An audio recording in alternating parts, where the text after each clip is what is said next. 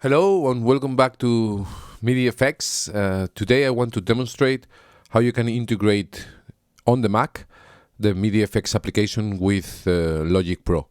So this is specific to Logic Pro, but probably any other DAW can do the same, just the settings would be different and there will be some differences. But I use Logic Pro, so I'm going to show it with Logic Pro.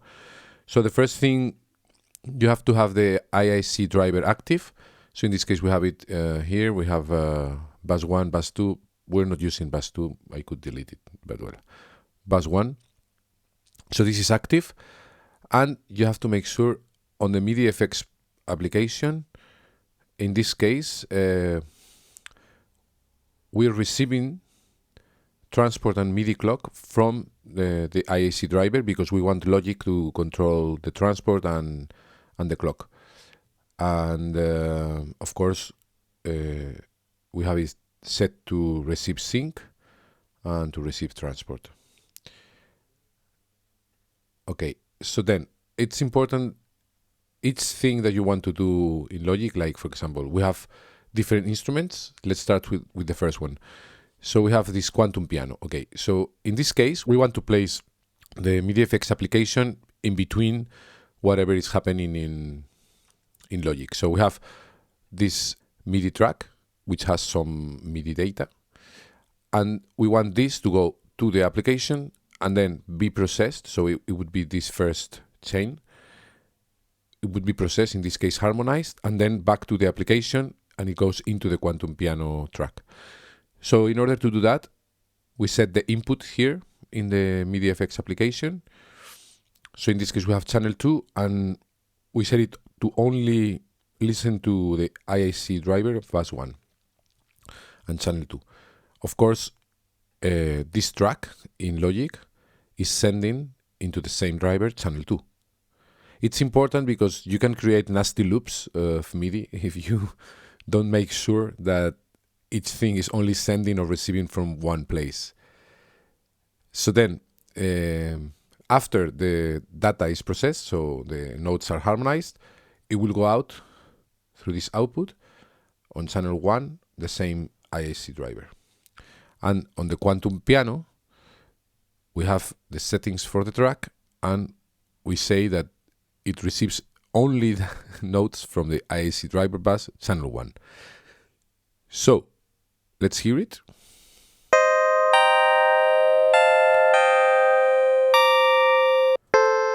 As you can see, these notes are playing. They're being sent into the application through this chain, harmonized, and then back to Logic to be played on the quantum piano. Of course, then you can also, if you want, add your own MIDI effects into the Logic Pro application or your audio effects or whatever.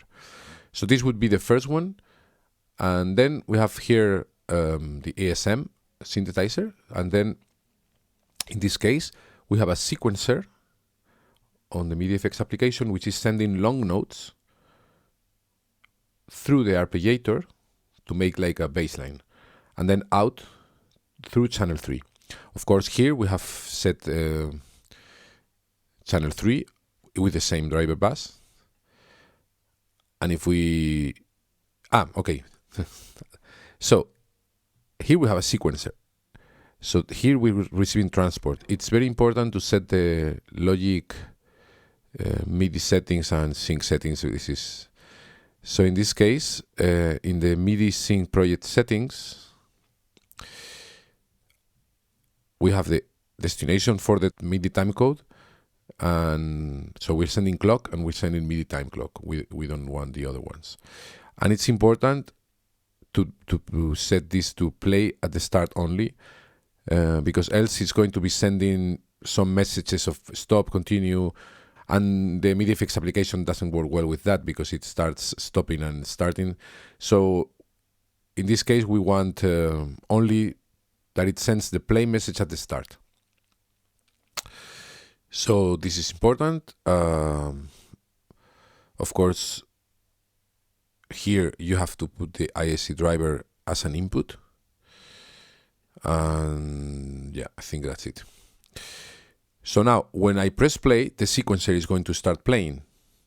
it's going to send these notes through the arpeggiator out through channel 5, and the ESM, of course, is set to receive on the same, no, channel 3, sorry, channel 3. So this is channel 3 too. Channel 5 is the next one. Okay, so if we press play, we can listen to the bass line.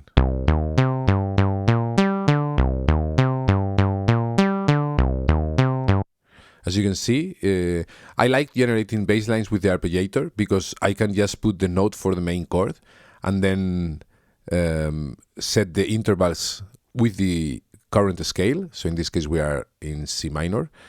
And for any note that you put in the sequencer, a long note, it's going to generate a bass line in the same scale for the next chord in the scale. So it's very comfortable. I don't know, it's easy to do. So this is like a way of generating the bass line and playing it through an instrument in Logic. And then the last one, it's interesting. It's the same principle. So we have a generator, which is generating random notes, and then it's coming out on channel 5. So this is an example, like you can put your generator to create melodies or to do whatever you want. In this case, it's playing through a drum instrument and it's generating random beats. So let's hear it. Let's hear it. No. This is Logic Pro doesn't send the MIDI timecode unless it's playing. So in this case, if I press play on the module itself, it's not going to play. So let's play.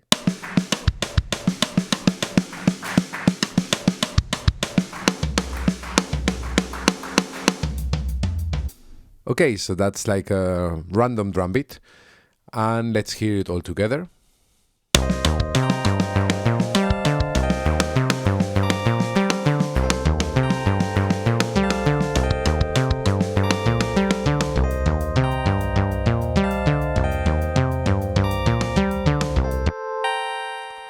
So that's it. It's a very simple example. This is nothing interesting, I know, but the principle is what matters.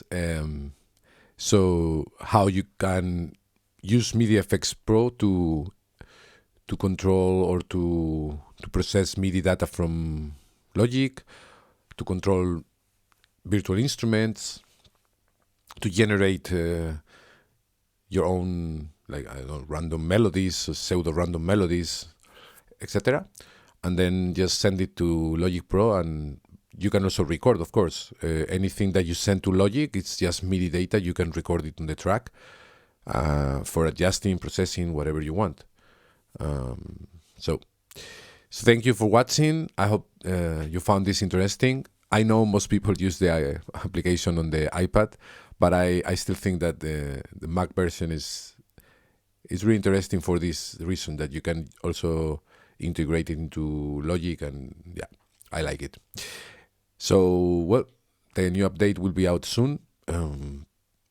Everything I've shown in the video is currently on the application. The new update adds some new interesting modules for music generation.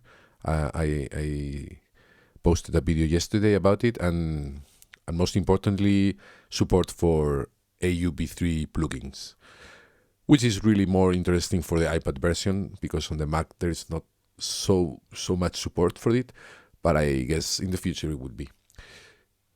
Okay, so see you on the next video. Bye.